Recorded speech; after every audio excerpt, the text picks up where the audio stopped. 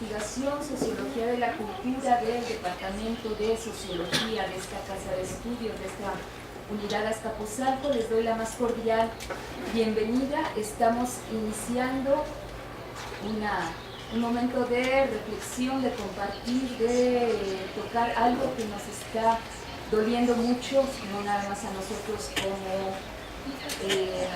académicos, estudiantes, sino como mexicanos. Hay temas que están ya rebasando, están ahí, están tan presentes que es necesario también, por cuestiones de salud, hablarlos, comentarlos, repensarlos y sobre todo nosotros como universitarios pensar en qué hacer o en dónde estamos frente a este tipo de problemáticas sociales. En particular dedicaremos esta primera hora de nuestras jornadas a hacer una serie de reflexiones en torno aquí a estas tres invitadas. Estará la estudiante egresada de Sociología, Yaret Neily Morales Sosa. Ella va a estar en unos momentos brindándonos y deleitándonos con un poema que también tiene que ver con estas cuestiones de la existencia, el ser mujer, el sobrevivir y el repensar lo que es la vida humana. Posteriormente tendremos a la doctora Marta Torres Falcón, que pertenece a nuestro departamento de Sociología. También nos indicará y nos dará luz para saber qué es el feminicidio, dónde comienza, dónde termina, o bien en dónde hay que poner nuevos brazos, ojos y estar atentos para poder seguir hablando con responsabilidad y seriedad, a veces sin morbo, a veces con preguntas que nos duelen, y entonces Marta nos llevará de la mano y nos invitará a pensar en qué es un feminismo serio y un feminicidio. Y por último tendremos también a estudiante de esta casa universitaria, a Karina Avilés Albarrán. Para comenzar y para no perder más tiempo, voy a presentar a Yaret Neily Morales Sosa, egresada de la licenciatura en Sociología por UAM Azcapotzalco. Ha sido ponente de distintos coloquios y egresos en universidades como la UNAM, la UG, la UACH y la UAM.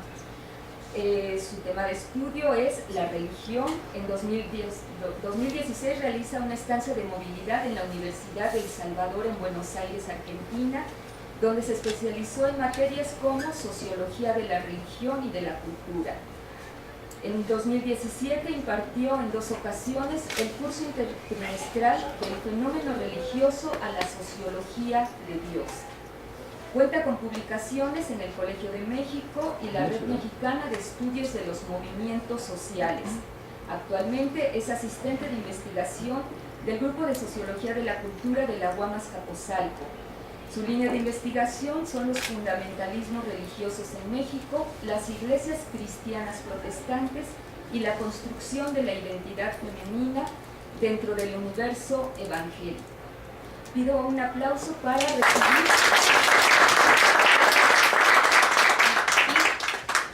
y entregamos formalmente el micrófono. Sí, con media vuelta. Buenos días. Es para mí un placer poder estar sentada en esta mesa con grandes mujeres, estar con ustedes para poder compartir un poco de lo que es mi trabajo un poco más allá de la sociología. Y bueno, sin más preámbulo, quiero empezar a expresar primeramente mi gratitud por permitirme esta gran oportunidad de estar en este lugar y remontarme un poco brevemente hacia nuestra historia, hacia nuestro pasado como mexicanas y mexicanos. Ejecatl es un vocablo náhuatl que significa viento. En la mitología mexica, Ejecatl era el dios del viento, uno de los dioses principales de la creación y héroe cultural en las mitologías de creación del mundo. Su aliento inicia el movimiento del sol. Anuncia y hace a un lado a la lluvia. Trae vida a lo que está inerte. Ejecatl, siguiendo un poco su historia, se enamoró de una muchacha llamada Maya.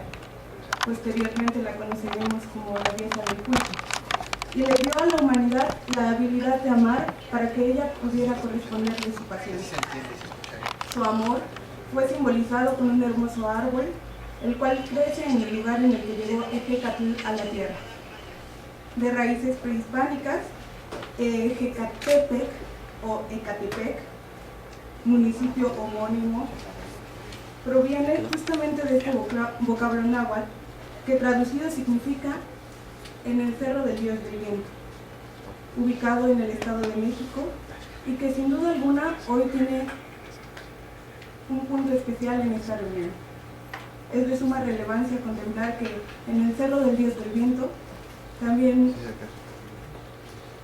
podríamos llamarlo el Cerro de las Desaparecidas, el Cerro de los Feminicidios, el cerro en el que constantemente estamos padeciendo violencia, y que sin duda alguna muchos de nosotros provenimos del Estado de México, conocemos cotidianamente la problemática, la violencia contra las mujeres, y bueno, sin duda alguna Ejecatl hoy tiene una historia muy distinta que contar.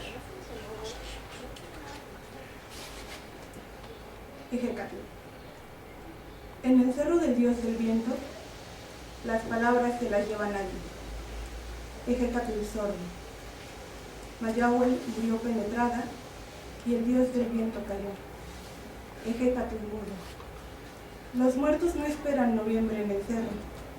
Ejecatl en ofrenda de continuo. Ya no sopla al sol ni a la luna. No le gusta el movimiento. Ejecatl parapléjico. Ya no cuelga caracoles en su pecho, pesan más que su collar de balas. Ejecatl bárbaro. No va en 4 direcciones, perdió su rosa en los vientos en medio de las urnas. Ejecatl durmiente. Sopla hacia el norte. Su viento precede a la lluvia. Dios azteca que llena las fosas y descubre el escondite de los perdidos. Ejecatl ciego. Arrastra un lodo desde sus palacios hasta las mazmorras y exhala un viento hecho de lamentos. Apaga fuegos y enciende ejércitos. Ejecatl glamuroso. Viene del lugar donde habitan las mujeres y las arranca de la tierra. Ejecatl dientes de león. En el Cerro del Dios del Viento, el trigo no crece más que la cizaña. Ejecatl estéril. Anuncia toque de queda y sopla con mayor fuerza, azotando la tierra, emitiendo el ruido de las calaveras, porque trae consigo a la muerte, dueña de las llaves de la ciudad, honoris causa. Ejecatl le encanta ser Dios. Huye del fuego sacrificial y canta la gloria de Teotihuacán, lugar donde los hombres se convierten en dioses y compran en ofertas su divinidad. Plaza de Santo Domingo prehispánico. Ejecatl por excelencia. En el Cerro del Dios del Viento nace el cempasúchil sobre las casas y en los árboles ya no hay ningún amor. Gracias.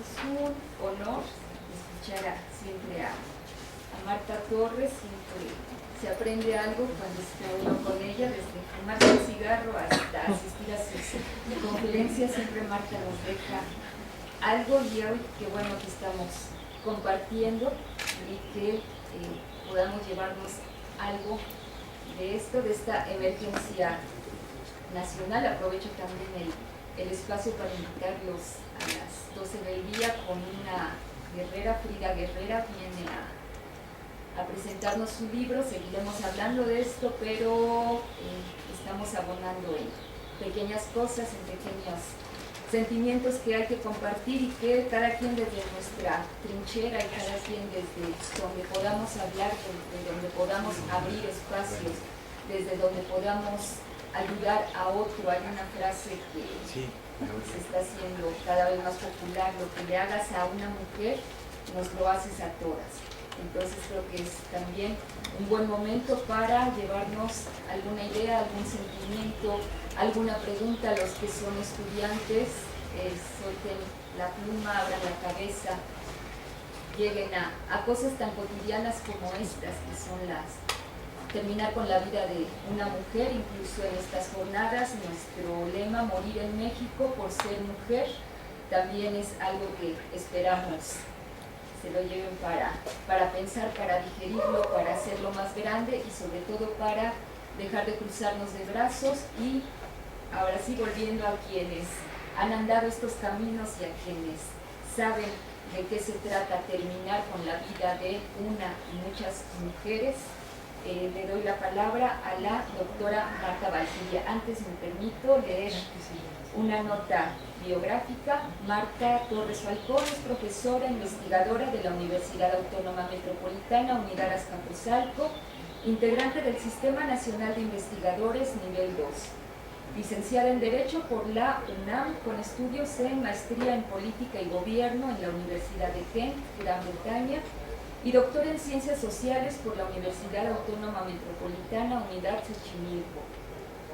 Autora de varios libros y artículos académicos y de divulgación sobre el tema de violencia de género, derechos humanos, y entre ellos destacan Las enseñanzas de Alicia y la cultura de la no violencia, una visión de género. En 2013 fue publicado, y otro de sus artículos y obras, Género y análisis jurídico, que se publicó en 2014. Desde 1990 ha trabajado en el tema de violencia doméstica en diversos espacios, tanto institucionales como no gubernamentales y académicos. Ha sido asesora y consultora de organismos como las Naciones Unidas, asuntos jurídicos, condición social de las mujeres y atención a grupos vulnerables. Un aplauso, por favor, para...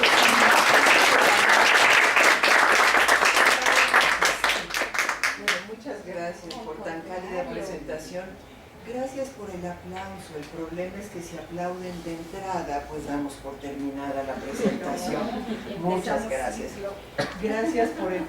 que me acerque más el micrófono. Ay, otra vez. Bueno, gracias por la cálida presentación. Gracias por el poema, Nelly. Es muy interesante esa figura de cómo el dios del viento también es hombre. Y cómo en ese cerro del dios del viento, donde crecen los cempasúchiles en las casas, en los árboles ya no florece el amor. ¿Qué haríamos en la poesía? Bueno, miren, una aclaración: yo soy fumadora de closet. Entonces, por favor, no me vayan a citar de esa manera. Escuché mi alter ego. Miren, el humor, y quienes me conocen, porque veo varios rostros conocidos acá, saben que el humor es algo que frecuentemente traigo conmigo. O sea, el humor es un acompañante. Y es un acompañante a veces necesario cuando trabajamos temas tan duros, tan dolorosos, tan lacerantes como la violencia. No es la primera vez que lo digo. De repente me encuentro ante un auditorio. Ay, perdón, Luz del Carmen, ¿cuánto tiempo tengo? Ok. Es que ya lo había pensado para poner aquí que me lo recuerde el teléfono. Entonces me salto los agradecimientos y empiezo a contar. Miren, a veces veo en estos auditorios gente tan joven y pienso que eso es un problema. Que ustedes nacen tan tarde y una tiene que contarles todo. Ojalá que les pase lo mismo, no es fácil. La edad tiene sus privilegios, y uno de esos privilegios es la posibilidad de recordar estos procesos. Los primeros grupos en México que no tenían ningún problema en autodenominarse feministas, ahora la palabra está muy estigmatizada y de las feministas se dicen muchas cosas, desde que odiamos a los hombres. Algunos sí, la verdad. No voy a ejemplificar, pero sí, algunos sí. Odiamos la violencia, eso con toda claridad, que nos comemos a los niños. No, pues luego hay que ponerles muchos aderezos y especias, y entonces se pierde mucho tiempo en la preparación. Yo por eso ya dejé de comerme a los niños, luego se me atoraban los párpados, entonces ya no lo hago. Es una caricatura, desde luego. Nos dicen feminazis. Es increíble, ¿eh? Incluso he escuchado de profesores que hablan de las feministas como feminazis. Digo, bueno, que este señor profesor, investigador nacional incluso, no sepa lo que es el feminismo, no me sorprende. Que no sepa lo que es el nazismo, eso sí me preocupa, porque entonces quiere decir que su cultura general es bastante pobre. No voy a entrar en esa discusión, solo les pregunto, ¿quiénes de los aquí presentes, de las y los aquí presentes, creen que mujeres y hombres debemos tener los mismos derechos? ¿Quiénes creen que debemos tener las mismas oportunidades? Bueno, eso es el feminismo. Eso es el feminismo.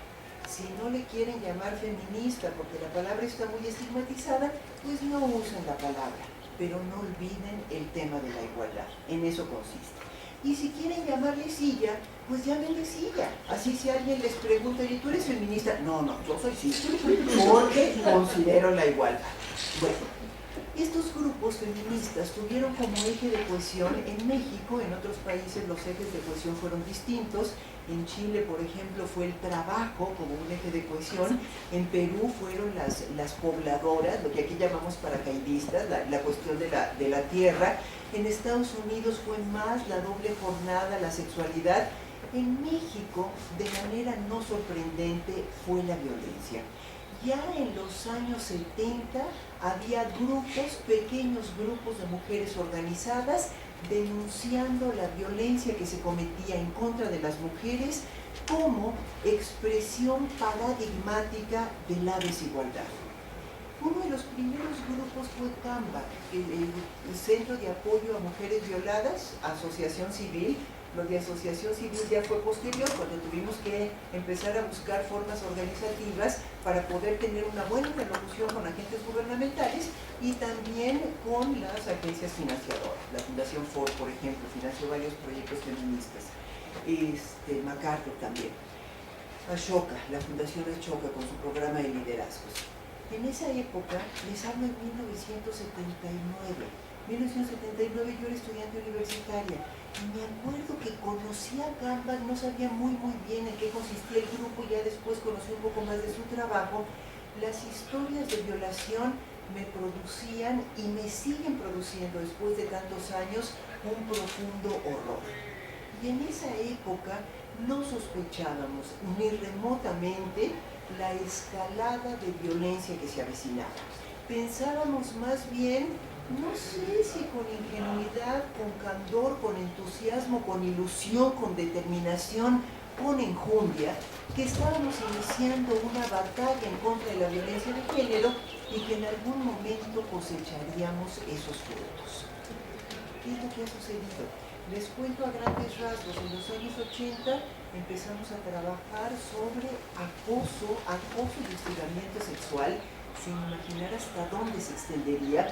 Empezamos a trabajar sobre violencia en las relaciones de pareja. Primero le llamamos mujeres golpeadas, luego mujeres maltratadas, para dejar claro que la violencia no se agota con los golpes.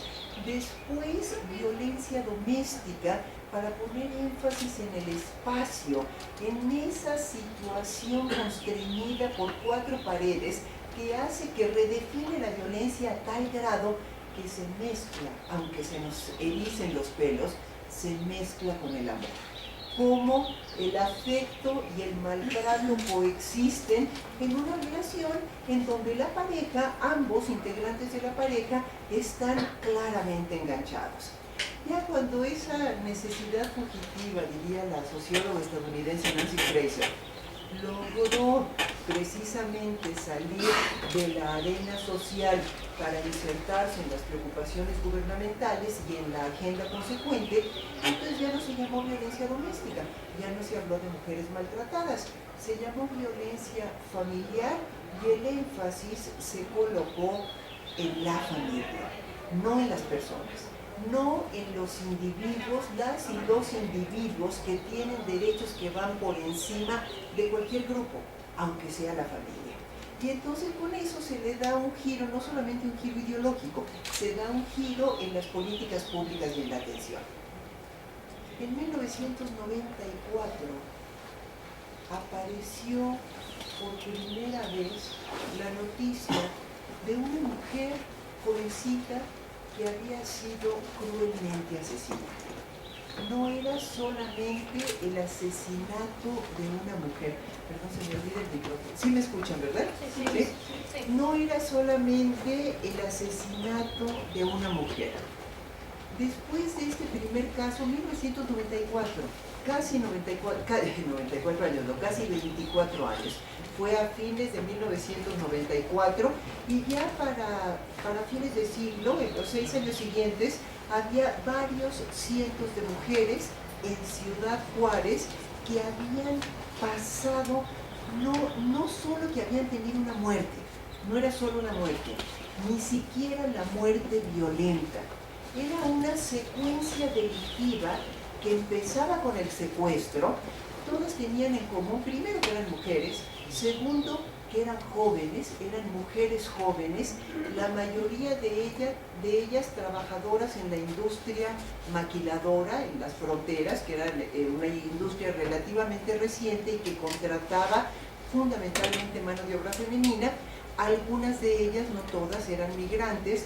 El dato no es irrelevante, habían migrado del sur del estado de Chihuahua, de otros estados, incluso de Centroamérica, y eso implica que se habían alejado ya de las redes de apoyo inmediatas. No estaba la familia, los hermanos, las hermanas, ni siquiera las amigas.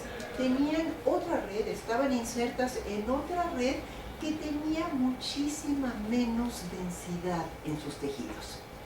Estas mujeres primero habían sido secuestradas a la salida o a la entrada del trabajo. A veces salían de su casa antes de las 7 de la mañana, porque la hora de entrada era a las 7, salían 6:15, 6:20, esperaban lo que en Juárez llaman la ruta, el camión, el autobús, el colectivo, y en ese momento ahí eran secuestradas. O a veces al salir de la maquila, a las 3 de la tarde, a las 6 de la tarde, a las 11 de la noche. Después del secuestro eran llevadas a algún lugar, eso no lo sabemos, no sabemos con precisión qué lugares eran los que servían a estos propósitos. Las mujeres eran violadas reiteradamente. Eran violadas por varios hombres varias veces, y cuando estaban desfallecientes, entonces las revivían para seguir con la tortura. Era tortura sexual, tortura física que incluía, y mire, cada vez que comento esto, vuelvo a sentir el cosquilleo en las manos y literalmente se me pone la carne de gallina.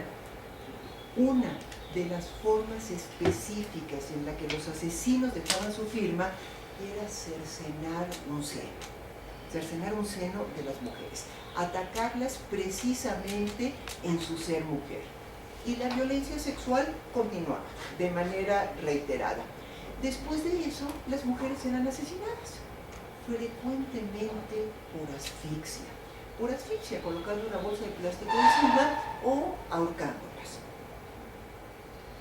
No termina ahí. Después de eso, los cuerpos eran desmembrados como para despojarlos de esa última dignidad de yacer completos.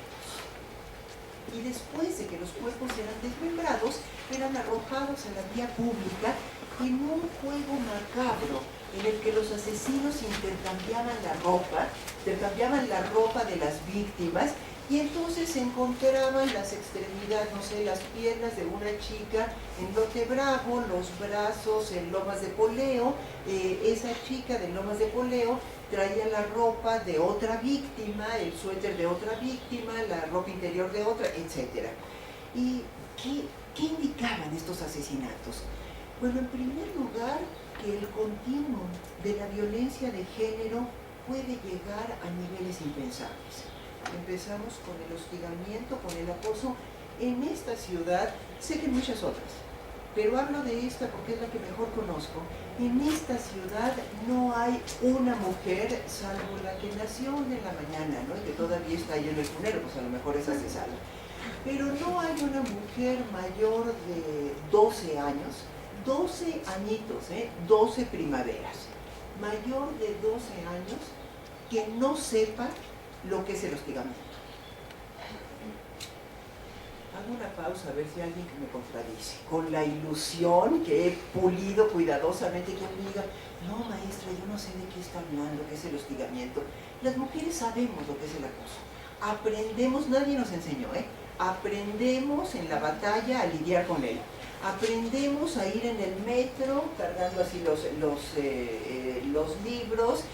Yo veo a veces jóvenes cuando vengo a la universidad en el metro y veo a los muchachos que tranquilamente se agarran del tubo y hasta se quedan medio dormidos hasta que vence la cabeza, mueven la pierna para allá, sin mayor problema, con absoluto abandono. Y qué bueno, las mujeres no. Las mujeres, la misma experiencia del trayecto se redefine claramente por género. Cristo, me quedan 20 minutos, ¿no? Bueno. Del hostigamiento pasamos, el hostigamiento a veces, si todos fueran